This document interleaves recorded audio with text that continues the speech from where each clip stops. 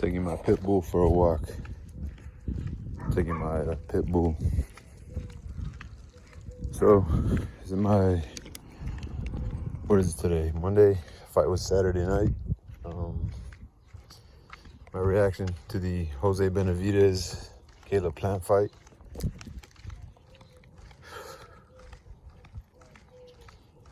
I had no skin in the game, honestly. Benavidez kind of holds himself as I don't know if you ever seen Cinderella Man. That guy's supposed to be this dangerous guy. He reminds me of that character a lot. Like, he's like, his dad talks a lot of smack. He was saying he was gonna beat the crap out of Caleb Plant. So the narrative around him is kind of like, oh, he's the bad guy, he's the villain, I think even a lot of Mexican American, brown American people, that could be a reason why they really weren't going for Benavidez. Honestly, I was kind of thinking, man, I'm kind of rooting for Caleb Plant, He's kind of the good guy. He's kind of cringy a little bit. But, so I was like kind of leaning towards Caleb Plant, I ain't gonna lie. He's the underdog. I like the underdog story, i.e. Cinderella Man. And come on, before the dogs bark, come on. So, yeah, that was kind of where my mentality was at. I was thinking, but then I'm thinking like, man, Benavidez, I don't know, I felt like, not guilty, but like, he is a Mexican American, So,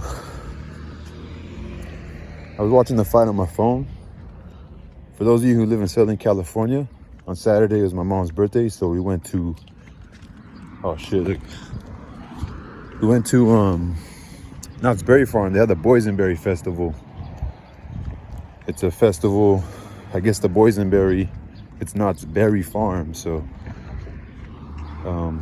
whoever owns Knott's Berry Farm, they made most of their money off of harvesting berries. And it's pretty cool. A lot of the food that they have there, they not season it, they have like dressings. A lot of the alcoholic drinks were mixed with the boysenberry flavor. Pretty cool how they marketed it.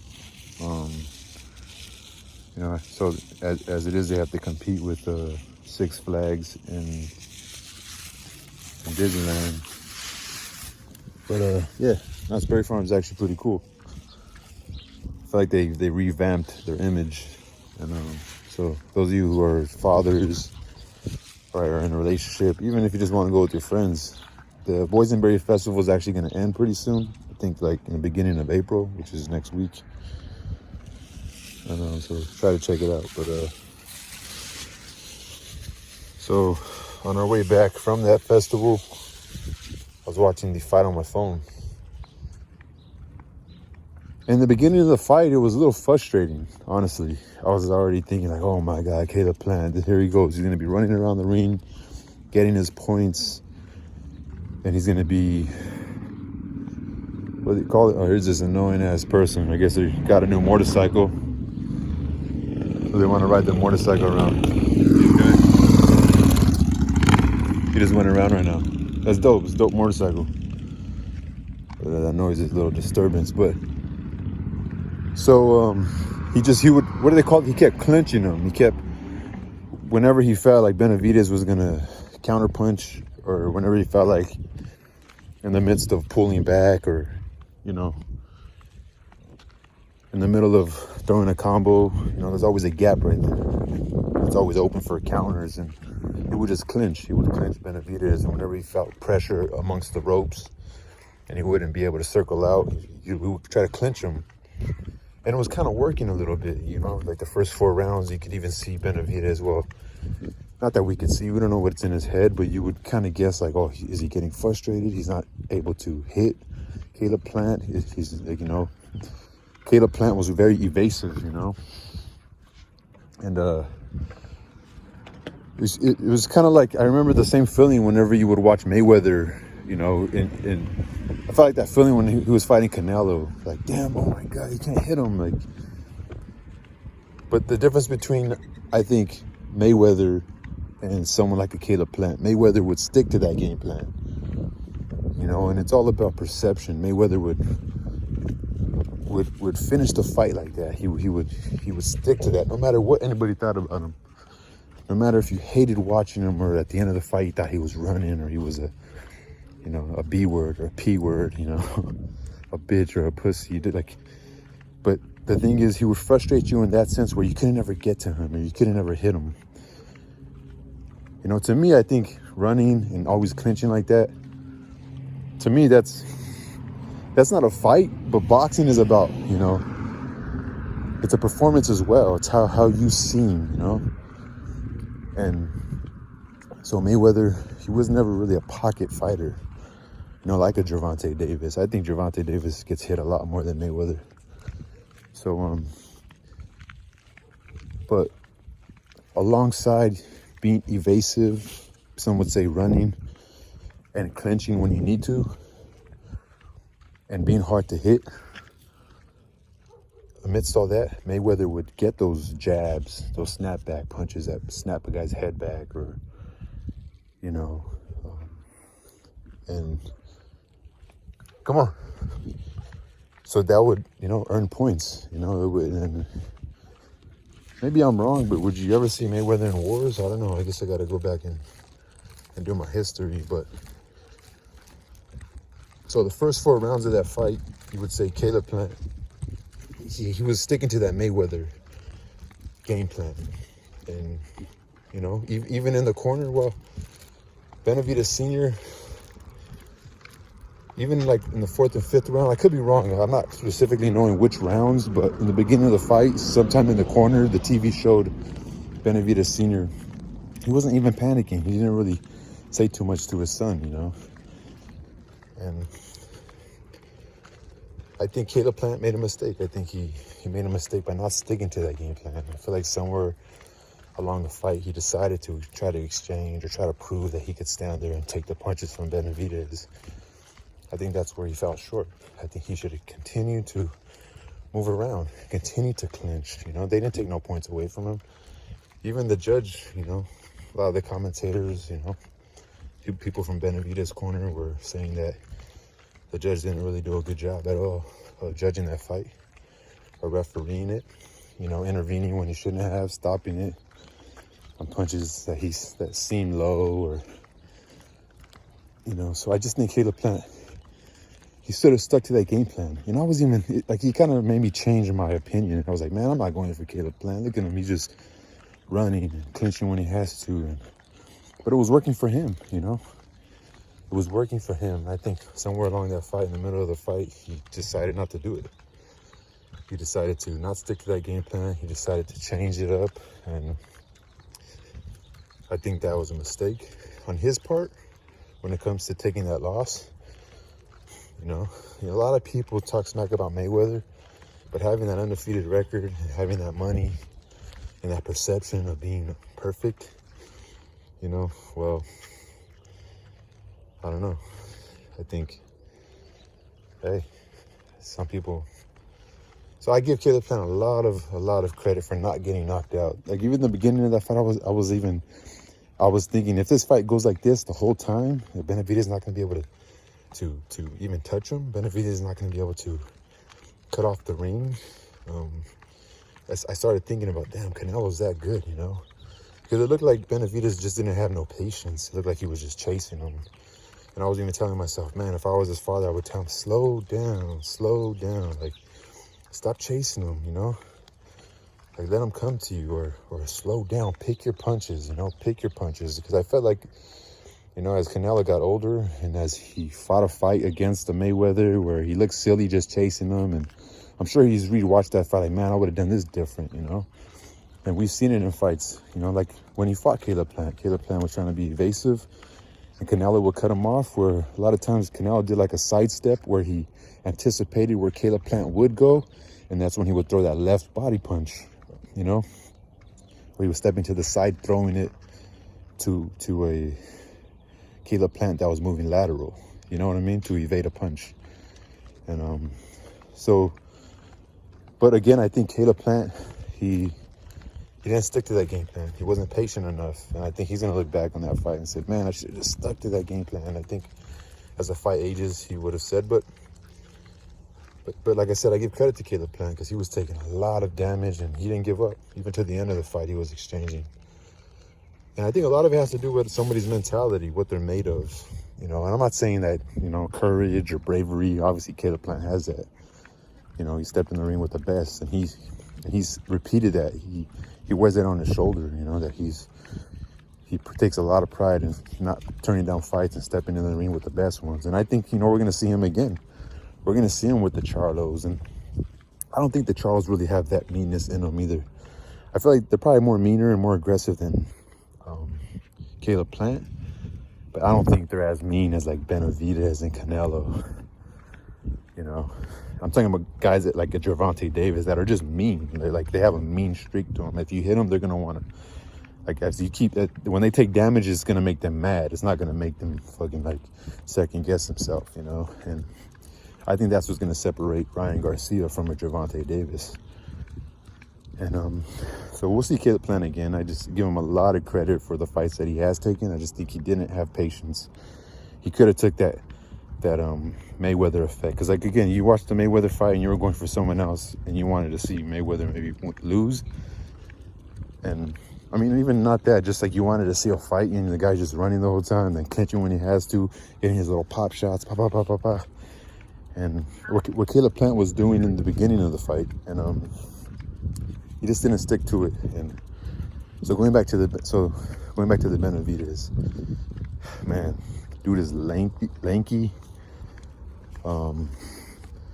He obviously doesn't have, you know, the Wilder power. He doesn't, but he's skilled. He's a very skilled. He has length. He's long for that division. Man, and he's Mexican American, man. He's not different than, he's American. A lot of us are American. I'm speaking English, American English right now. But man, that dude's a beast, man. He's mean. He's an animal. He's gonna learn from this fight too. But good thing that he didn't lose to have to learn. You know, like he's gonna learn. Okay, maybe I got to be more patient. Maybe I could have took him out earlier. You know, if I wouldn't have been chasing him those first 4 or 5 rounds. You know, like yeah. I'm pretty sure he wanted to knock out Caleb Plant. This is a guy that had like 26 fights with 23 knockouts. And a couple of times, multiple times he hurt Caleb Plant. Caleb Plant was able to get some punches on him, punches landing on him. You know, some quick jabs that snapped his head back a little bit. Didn't hurt Benavidez at all. But I like the kid, man. He's actually really humble. He's a really good kid. You know, he was a fat kid growing up, you know. But he's a good kid, man. You know, he's a kid that, like, if his dad's talking shit, he's gonna have his dad's back, you know. You could tell he's just doing his stuff for his team. You know, he takes pride in the Benavidez name, you know. This is a kid whose brother was champion when he was still young, you know. So he learned from his older brother the mistakes, the do's and don'ts. You know, they're a cool family, man. They know how to sell a fight. They know how to talk shit. But that Benavidez kid is, I can't wait till he actually fights somebody that's going to exchange with him, you know. And we can see really when he has to dig deep. And yeah, and I was surprised when he called out Canelo. Very surprised that he called out Canelo. It was like he didn't even mention it through any interviews that he was doing or any of the videos that he made while he was in camp. But yeah, it was an awesome fight, actually, man. Awesome fight. And like I said, much heart to Caleb Plant. One of my favorite things is how they were able to squash it at the end. They were able to, like, how they had respect for Caleb. And yeah, man, it was a great fight. There was another UFC fight that I liked, or that I was actually anticipating, the Sanhagen versus Chito Vera. Man, for some reason, like, Sanhagen being the taller, lanky fighter, like maybe their skills are the same. Like, let's say I'm taller than you, but our skills are the same. Then I'm gonna use my natural advantages. Like, because you don't have that. You don't have a longer reach than me. Yeah, we might be the same in speed. We might be the same in athleticism. But because of my speed, then my distance and timing is going to be different than yours. You know, so I'm going to use that to my advantage. I think that's what Sandhagen did. It looked like Chito Vera never even had he didn't even bother to strike. He didn't, you know, because again, Sandhagen might have been a little faster than him. Obviously, was taller than him. He kept his distance, and you know, he has a skill that he uses. He uses a flying knee. Look at that kid right there. Come on, hey. He has a flying knee, he throws elbows, and he actually used his grappling. He was able to take down Chito. I just felt like Chito was flat. I was going for Chito, you know. Being from Ecuador, just like his style, you know. He's tatted up. He's a cool guy. The story with his daughter, his first child born, his wife's beautiful, comes from Ecuador. He's a really dope dude, you know. I love his story. So I was going for him, but Sandhagen, man, he's a really dope guy too, man. Obviously, like, he was kind of cringy to me, but he could fight, man. He could fight. That dude did what he had to do. He was taking down Chito, and when he had him down, he didn't let him get up. He didn't do too much damage, but you get a lot of points on takedowns and not letting the guy get up, you know, ground control. So I was a little disappointed. I just didn't see a lot of risk taking by Chito. But again, I'm just commentating. I'm not a fighter. But I mean, if Ariel Helwani could fucking commentate, why can't I? So yeah, shout out to Benavidez. Man, I'd love to see that Canelo fight. I would love to see him and Canelo go at it. The Charlos. Obviously a fan of Caleb. And some other, obviously we know the Ryan Garcia and Gervonta Tank Davis. And a week after that is my favorite fighter, Virgil Ortiz. He's fighting in fucking Texas, where he's from. He was supposed to have a fight in LA, his last fight, but it didn't end up happening. It got canceled. I think the fighter he was gonna fight, or I think something happened. I think Virgil got sick, so the venue got changed. And like, once he fights in LA, man, I'm going for sure. I'm gonna go to that fight for sure. And so then we got also Canelo's gonna fight in May. And then we got some dope UFC coming up. It's gonna be a rematch, Berea versus Stylebender. And then it's fighting season. Fighting season. I didn't get to see Jose Ramirez fight. I'm gonna watch some highlights, but I think he won. I think he ended up stopping Richard Comey. Shout out to Richard Comey, man. A lot of fighters from Robert Garcia. I think Virgil Ortiz knocked him out. You know, a lot of these fighters that we don't see that, you know, were champions before, but they still need to feed their family, and they take these fights where they know they probably, they have a really big chance of not winning, honestly. And they're the underdogs, but they take a beating, you know. They end up being the B side, you know, fighting a guy who's gonna fight in his hometown, was an ex-champion like Jose Ramirez, trying to be pound for pound undisputed at his weight class. You know, he lost to Josh Taylor in the 140-pound division, and you know, he's trying to come back to the championship form. And fighters like Richard Comey and, you know, other fighters, you know, who like were good but are past their prime and still need to feed their family, but take on fights that, you know, they're probably not gonna win, you know. And you know, but they go out on their shield. So much respect. Hey, come on, Cheeks. Much respect to those guys, you know. All fighters out here, ones that don't even get seen, that need to feed their family. Guys that fight for pennies and fucking TJ. These guys are really true warriors. And yeah. Anyway, that's my take on it. It was just a great fight. What's so dope about it is, like, even from the stare off, you knew that these guys, like, it's like when we see the excitement of guys that we've been anticipating, waiting for their fights, you know, like Gervonta Tank Davis and Ryan Garcia, when like fight week, and when they actually are like right there when the referee's telling them right before the fight, you know, when they come to the middle and the referee's telling them, right here's low, you know, keep it, you know, this is how I like it. Don't hit below this, or I'll take points from you guys, you know, fight clean. Then they go to their corner and everybody leaves the ring, and then that's when they ring the bell to fight. Like, you know, like you just felt it. You felt the emotion, the tenseness, you know, with these guys, you know. Hopefully fucking Crawford and Spence get in the ring. Hopefully, you know, guys like, you know, I don't know, these fights are made, you know. So I'm just a fan. I thought it was amazing. Peace.